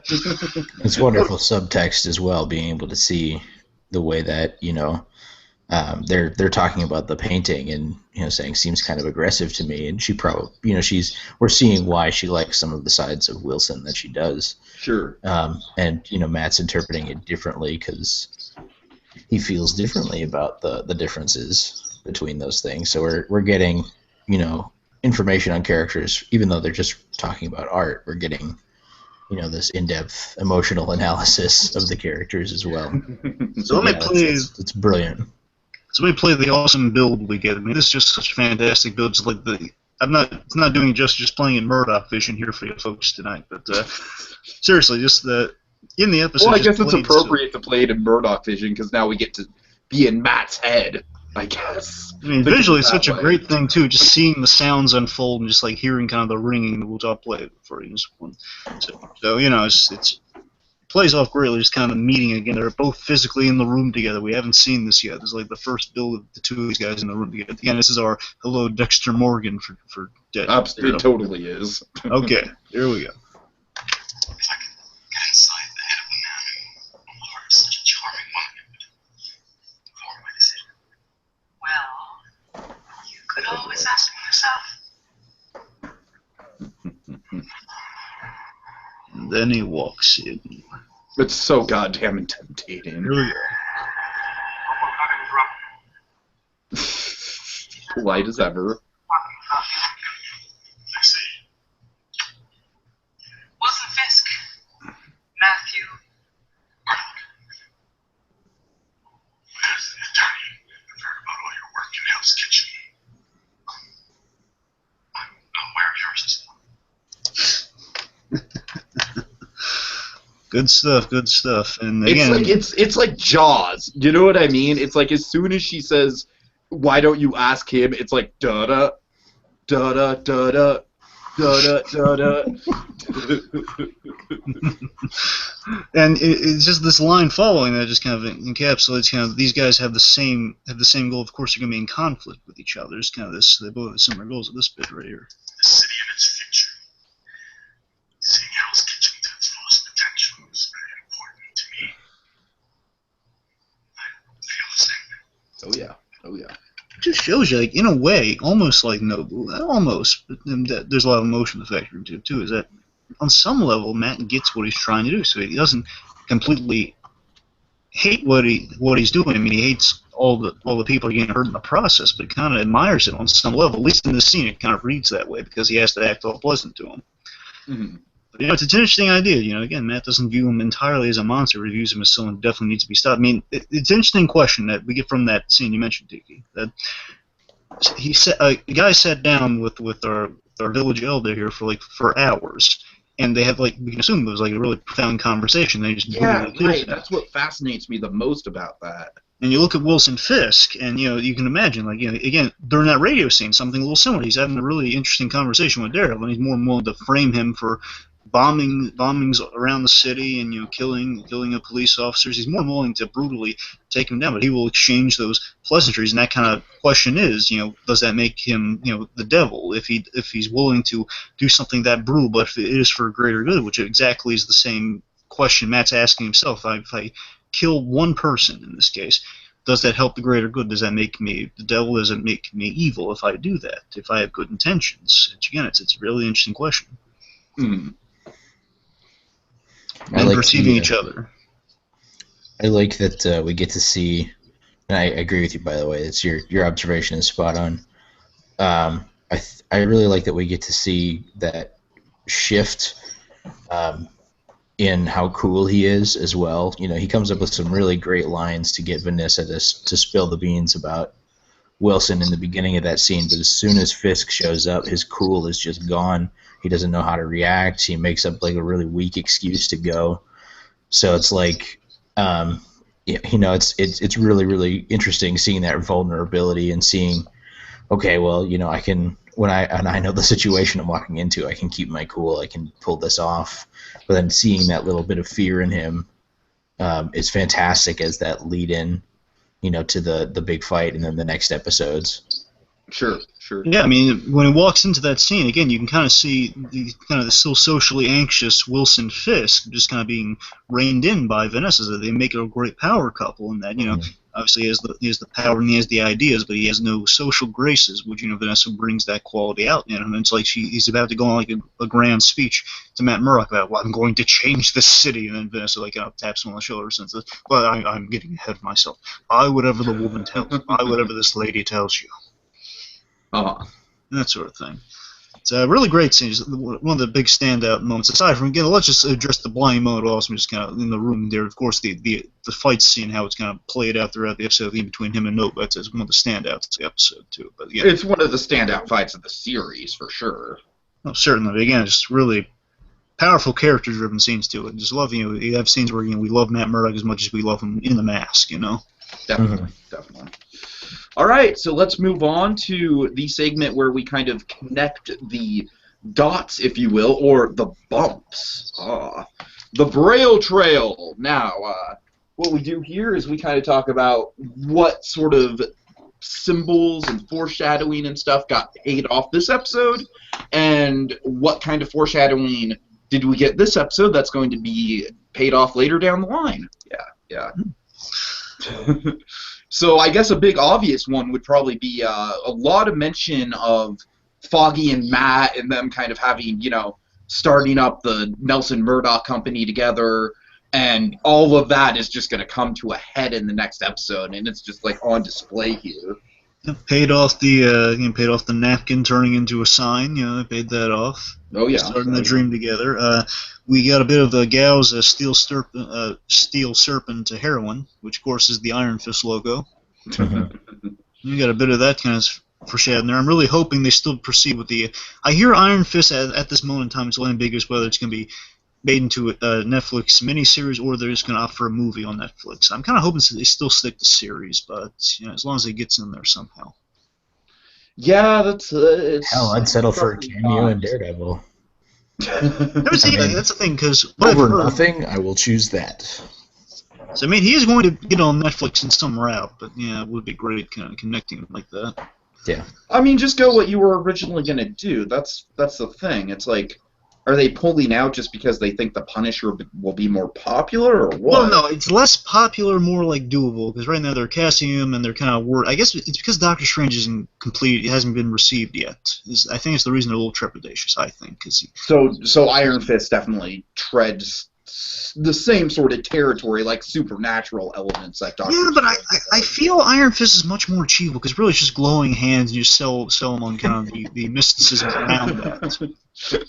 Essentially, right. That's really what it. Don't get me wrong. He has the ability, kind of the energy around his fist, the fists like iron. That, of course, as we mentioned, kind of the steel serpent itself, depending how far they go with that. It's really a question of achievability, because they can get away and afford a Punisher series over an Iron Fist one, but still, But this is Marvel and Disney we're talking about. They can afford anything. For God's sakes. We don't know how they divert the Netflix budget. I would assume they put a lot of money into it, given the success of Daredevil, though. I'm just saying. If any company should not be worried about putting money into their products, unless it's something like the Lone Ranger, then,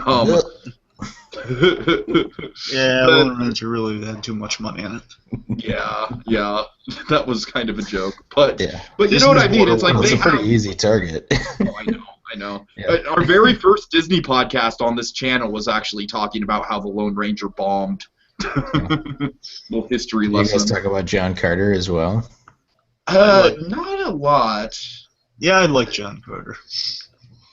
My dad was a big fan of the books, and he saw the movie and said it was just didn't do it justice. So I don't know. Yeah. But no, yeah, we definitely ribbed into the, especially because for a long time there was a rumor that they were going to have a Lone Ranger ride at Disneyland and Frontierland, and so when that movie bombed, it was just like, oh, thank God that is not going to happen. Right. We don't need Johnny Depp as a Native American animatronic. That would just be terrible. Oh God. I could just picture the queue, like the museum, and he's like the statue that comes to life, just like the Now beginning here's of what the they movie. did. They redressed the the other one from the Pirates of the Caribbean. They redressed them like Johnny Depp is not though. Okay. Anyways. Yes, back to the. But seriously, the last thing on Iron Fist though is, I mean, the thing is with the other Netflix shows, what they're doing with Daredevil season 2, and especially with Luke Cage and Jessica Jones, that they are building the heroes for hire in both of these shows. And so the cast from Heroes for Hire are going to be in these shows, which definitely evokes Luke Cage and Iron Fist being the main team within that organization, which kind of makes me really want Iron Fist because he and Luke Cage are buddies. Right. Yeah. I'm totally with you. I think that they should just to commit to what they started, because they already kind of laid the groundwork for the Defenders. So well, the main reason there's kind of like hearsay about like whether they're going to do it or not is because they really still haven't found an Iron Fist yet, and just my guess is that there's kind of planning on this second seasons being a necessity with the Netflix shows, given how popular they are. Because they're Daredevil season 2, which basically kind of takes out another show they would have done within the 2016 year. That's true. That's true. Then we get Daredevil, and then we get Daredevil Luke Cage the next year, and then following that, I would assume maybe Jessica Jones and a new show, unless again Iron Fist is running behind, which they just do another season of Daredevil or something. Mm-hmm. Mm-hmm. Yeah, I mean, you raise a good point. It's kind of interesting how the multiple seasons are going to factor into it, because as far as I know, the original plan was just to run all the series kind of one after another, and then do Defenders, and then kind of go from there, and maybe do second seasons after the Defenders. And obviously, we're moving at a quicker rate than that. And then there's word that we might be getting other, like a phase 2 of Netflix shows, in terms of probably after Defenders, or like around that point we'd be getting our Punisher show and maybe a Moon Knight show, stuff like that. Moon Knight show. Please be Moon Knight. Please be Moon Knight. I'm not clutching a Moon Knight comic dramatically or anything. Someone cue the sad Hulk music.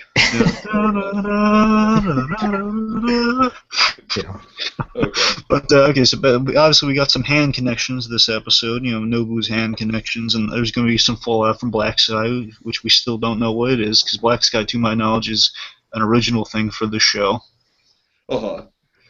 I'm still telling you that kid he either has the ability to possess people, or is like an ancient entity within that kid's body or something. Black Sky affected people. He carries a plague or something. I don't know. Yeah. Stick has we've learned that Stick definitely has a reputation among the Hand. Right. Let's see. So Vanessa's gallery paid off, and again, our kind of our white wall equivalent painting. Yeah, such a clever thing to do with because like you said, the whole first 8 episodes kind of were all built around that rabbit in a snowstorm, and now we're kind of getting into the thick of things, and we get Matt's painting. We get Ben Urich has a straight line, which definitely pays off, which is some great, foreshadowing in this episode that, there's a line about Fisk's official backstory, the poor fat kid grew up in Hell's Kitchen, and importantly mentions, he was abandoned by his father at 12, and the mother died the year after. Now, of course, that's going to be the main trail we get bringing Kingpin down, that lie that's in there. Right.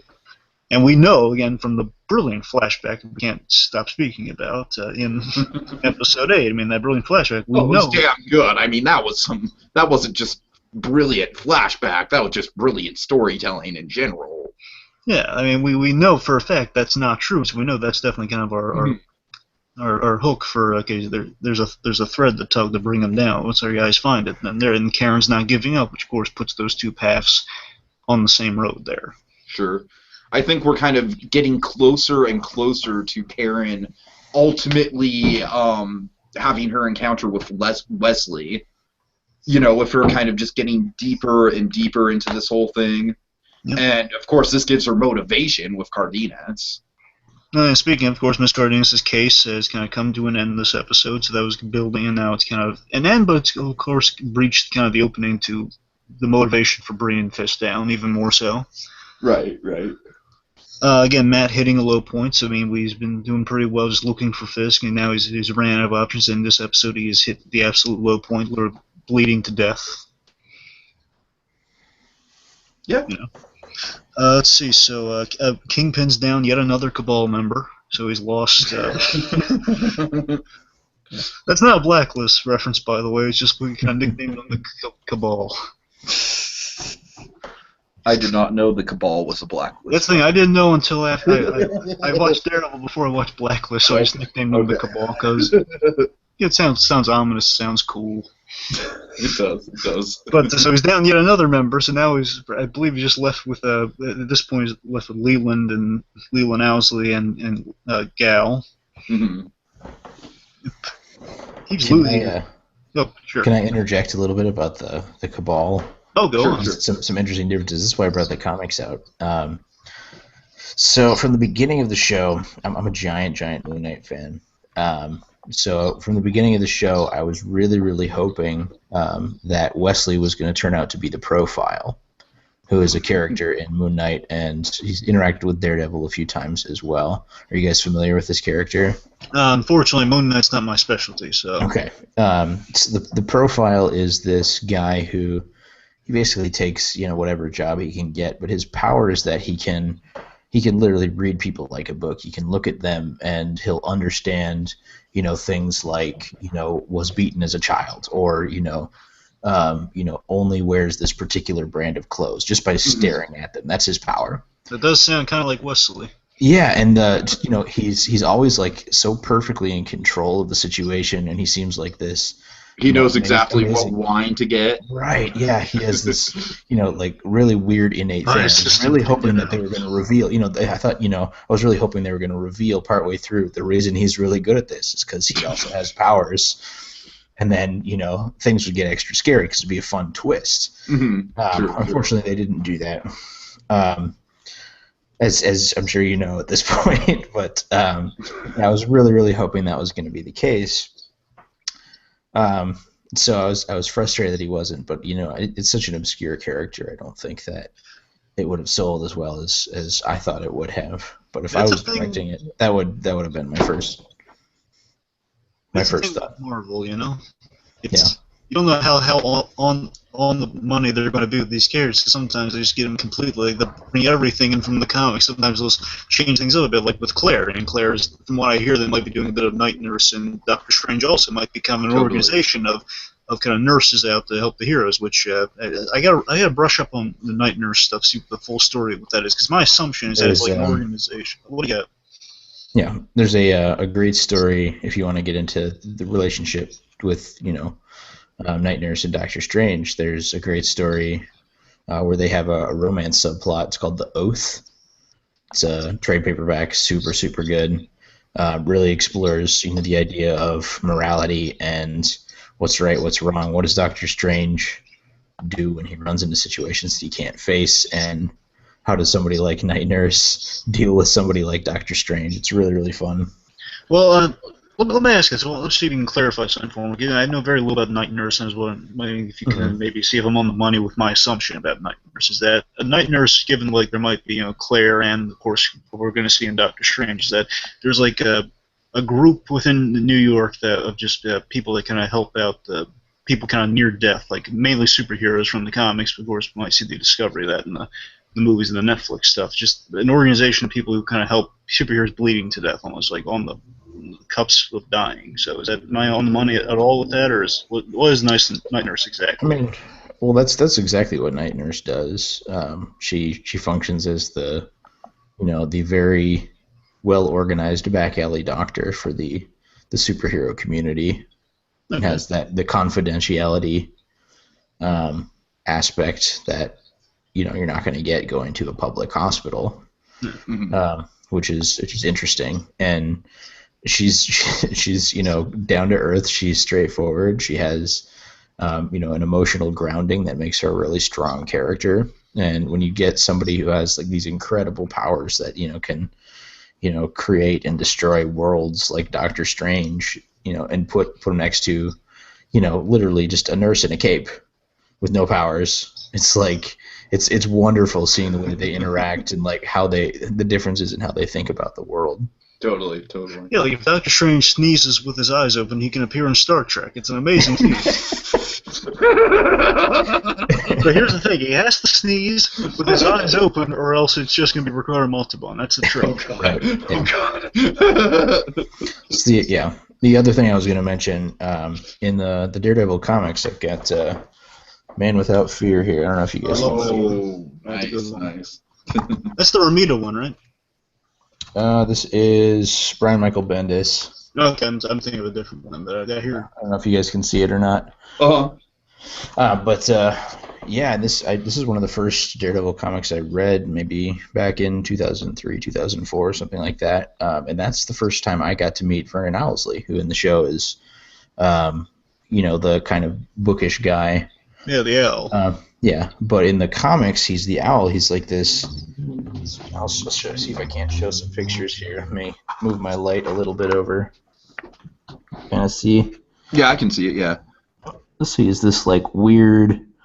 He's got like giant hair and like claw hands and a creeper trench coat. He's this like weird, semi-gangster, semi-powered. Totally. It's a bizarre character, and I loved him in the comics. Kind of has like a David Carradine kind of appearance. My introduction was from Spider-Man the animated series, where you didn't have anything to do, just around the table, people betraying the Kingpin. Right. Yeah. So I missed the kind of goofiness and the fun of the owl. I think they could have played with Kingpin a little bit more, but I absolutely see the value in the more Vernon side of the owl that they ended up using, and a lot of his unscrupulousness and headstrong nature come through a lot in that character as well. So I just wanted to kind of mention the differences and see if you guys had any thoughts about that, and if you found that interesting, or if that was you liked that decision, you didn't like that decision. Well, without getting into too much, we wanted to maybe focus a little more on what it's presented, but just in terms of speculation, let's just say I speculate that in the future we're going to get another member of Owlsley's family that's been referenced on here. He might kind of be more comics accurate, like the original kind of. I don't think you're going to go full big hairstyle, but go closer to that. Yeah. But basically, that's how we're going to keep the owl alive in some sense. That his family member, his son, will take over, perhaps. Right. I mean, I have no real point of reference for the comics, unfortunately. I was more of a graphic novel guy when I was into comics, so I was more into like the Watchmen and the Batman graphic novels and that kind of stuff. I never really got into the trade comic books, but I did really like the Owlsley that we got here. I totally see, now that you're pointing out just the pictures, I totally see the difference. Yeah. But I got to admit, man, Owlsley really is one of my favorite members of Kingpin's cabal. He is. I'm with you there. I mean, he's so saucy. Yeah, exactly. That's a really good word for him. Yeah. I just love to see it. He has such this great wit about him. Like, he knows like not to step over a line too much, but more like his poke. Oh, I like this idea. Oh, this is. Yeah. Because everyone has delusions of grandeur. It would be interesting to see that character a little bit more unhinged. At the same time, I feel like the character as he is on the show, it would be, it'd be like tweaking it too much would kind of almost get rid of that whole sort of snappy thing that he has going on. So yeah, he had the taser Daredevil. That was pretty cool. Yeah. So I think it's just kind of an adaptation sort of thing, but it is interesting, and I do hope Dragon's kind of prediction is right, and it'd be interesting to see kind of a more comic book faithful interpretation of that character to see how they would handle it. Yeah, and I'm not upset that with the direction that they went. I was just there's some aspects of that I love. There's some aspects of the the show version that I love. They're different. But yeah, I think that they both work in their own medium, and I can only wonder what it would be like in reverse. I don't think the comic would be good with film Vernon Owlsley, but I wonder what Daredevil would look like with comic. It's kind of a similar. Owlsley. It's kind of a similar situation to Yondu and Guardians of the Galaxy. Yeah. It's like those two characters are almost completely different from comic to film. But Yondu and Guardians of the Galaxy, the movie, is just insanely entertaining. Like, even with Star-Lord, too, I mean, he's a lot different than he is in the comics. I prefer the movie Star-Lord to the Right, comics. right. I mean, like, now the comics have now made it more like movie Star-Lord, which I do really like. And this isn't a superhero, but one of my favorite elements of The Walking Dead is the TV show, and I'm also a fan of the comic as well, but I love the fact that The Walking Dead TV show essentially acts as almost kind of this bizarro alternate universe of the comic books in a way, because it's like they have the same sort of storylines, but there's just enough different about it that it's almost its own story, and you just don't know where they're going to go with it. And it's really unpredictable that way. You can't just watch and be like, oh, okay, this episode is going to tackle this issue of the comic book. You know, this one's the life of Gwen Stacy, you know? Right. So, I don't know, I kind of, you know, as much as I do love the source material, I do feel like just it's good to have kind of, you know, if it works for your adaptation, by all means go for it. But I hear what you're saying. Yeah. All right. Okay, well, real quick, just a few more. Big one that's foreshadowed here. That might definitely play in the season 2 or onward of Daredevil. Is that area that Nobu wants is is very similar to the Daredevil story Shadowland, which is basically the Hand kind of inhabiting a block in New York, which is very possible. I'm not the first one to point this out. I'm just saying I kind of noticed a bit of a similarity there. Okay, so the Hand has connections to this plot of land, which Kingpin and Daredevil will have the role in. Most definitely. It'll be interesting to see. You know, it looks like hints at Shadowland, which could be interesting going forward. Again, Shadowland wasn't the story. From what I hear, I didn't read it personally, but I heard the premise, so it's not interesting, but I hear it didn't pan out so well for people. Okay. But hopefully they'll get it more on the money. Yeah. Anyway, so also I think following this, we're going to see Foggy again. Foggy is against the Man in the Mask this episode now versus his new reality going forward. Oh yeah.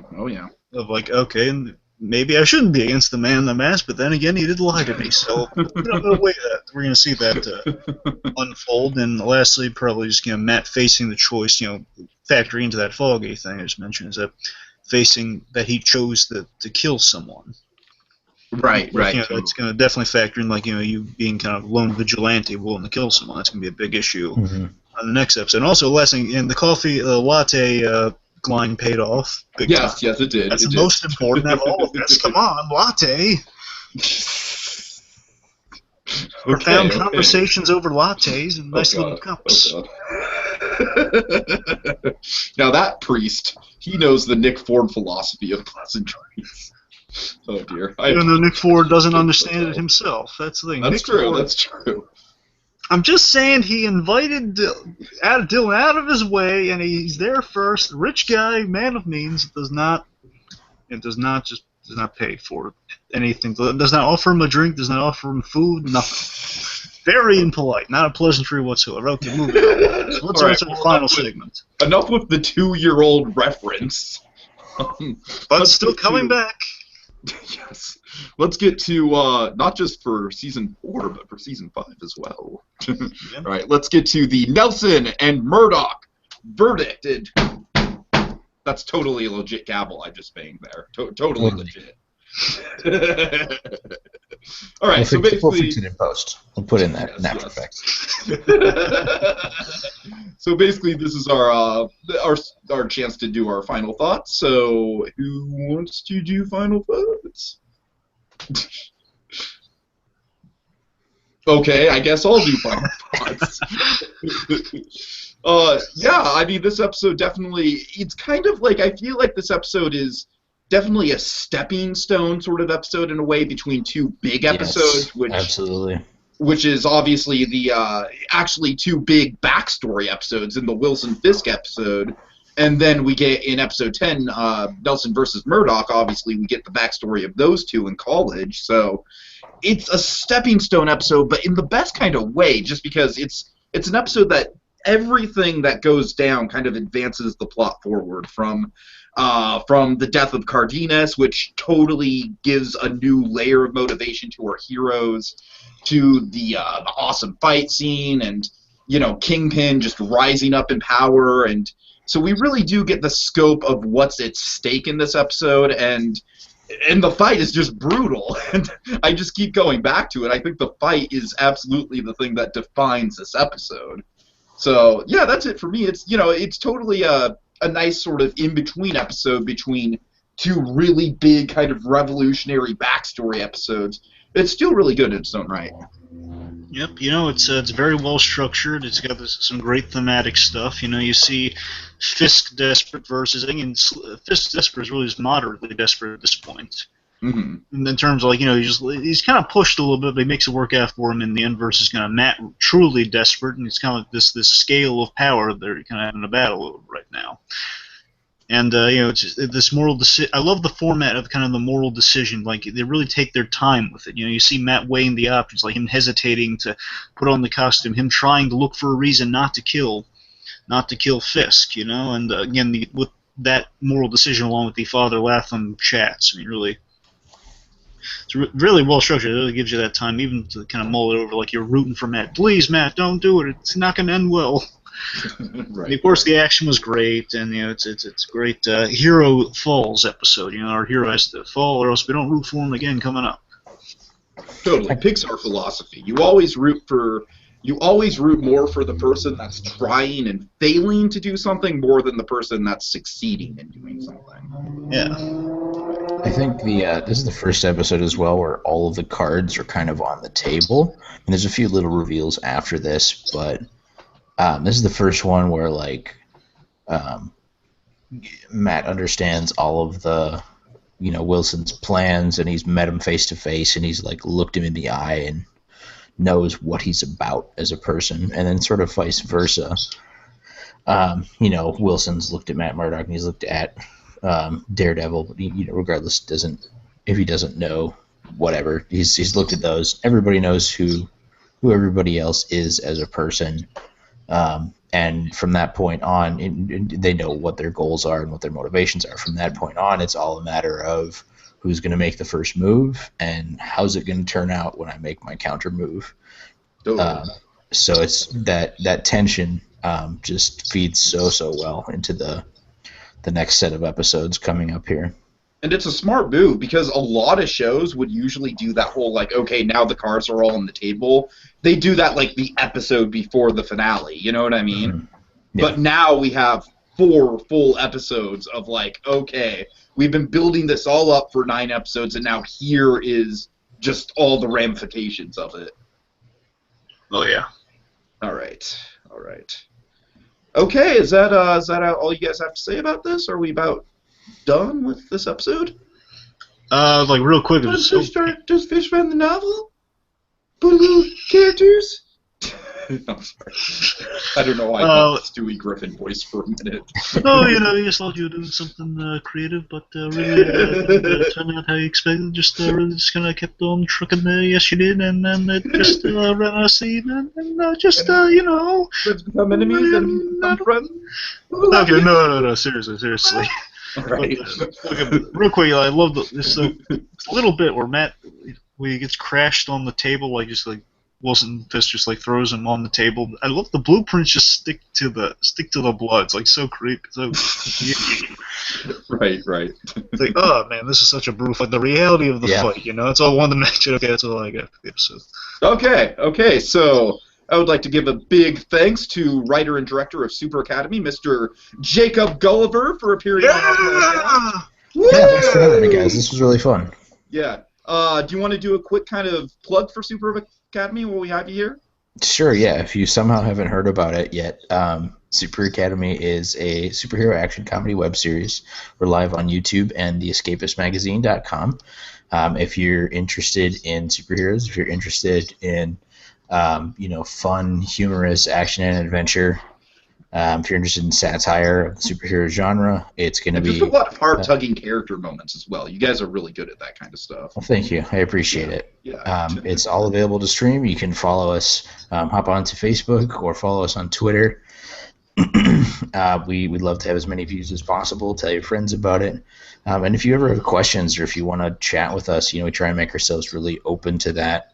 The nature of doing stuff with the eventual goal of putting it on the internet just makes it so much more easy to do that. For sure. And that's something that we're very, very interested in as filmmakers. And So, the show has a master's in awesomeness. It does. It absolutely does. Okay, well. Dragon, riff for a while I find the outro. I'm sorry. So, I'm so terrible. again, it's great to be back talking about Daredevil. I mean, it's always just, it's amazing how many diamonds we got within a season here. Again, following kind of our little Pixar philosophy runner, as always, always every episode's a diamond. I mean, seriously, no bad episodes within a season. It's an amazing thing, Oh yeah, there's absolutely not one bad. I wouldn't even say there's a mediocre episode here. I'd say they're all like from really good to excellent. Oh yeah, I mean, it's always like the thing reason we kind of break these down into kind of episodes instead of kind of going over the grand thing as a whole is because how can we not just dedicate like a section of time just talking about the brilliance of this, of all the stuff they got right, how they did things differently, just how they managed this kind of like not make a movie, but make kind of like a series you feel like you've been watching for years, that really just kind of just really kind of sucks you in the universe, Yeah, it sucks you in, and it also, I love the fact that it's connected to the Marvel Cinematic Universe, and yet it's not like overwhelming and kind of overbloated. It's just connected enough to where, all right, that stuff's going down. Like the Avengers in New York City definitely had an impact on where we are now, but it's not in your face enough to the point where it's like, okay, I get it, Marvel. This is just like a tie-in. So right. it's really good I mean, stuff. each chapter feels like a satisfying mini movie. It just feels like this is I'm very satisfied with this. This is like great, compelling story, and everything makes me want more. It's like serial meets like a movie in an hour-long format. Mm-hmm, mm-hmm. It's good stuff. All right. I'm almost there, I promise. I'm sorry. So again, folks, that's Super Academy. That is also a Ward industrial byproduct. Okay, no, Remember, no. if it's not Ward, it's not worth it. Do a plug for the eel drink really quick. Hey, Jacob Gulliver, what do you need when you lack the energy? What do you drink? Crimson Toro? True, but what else can you drink after work? Or after a project, or after school? Some melon creamy soda, maybe? You're close. I'll tell you what it is. Oh, good. I was hoping for that part. If you need, dare I say it, mighty eel strength, what you need is mighty eel drink. Yes, folks, that's right. It slices, it doesn't do any of that because you're too busy drinking it because it's awesome and it's fun. And it possesses mighty eel strength! Forget the super soldier serum, get some mighty eel strength. Forget some gamma radiated blood, get some mighty eel strength.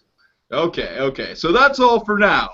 Until our next daring installment of Discerning Daredevil. Excelsior! Enough said. Okay. Mighty eel strength. Mighty eel strength!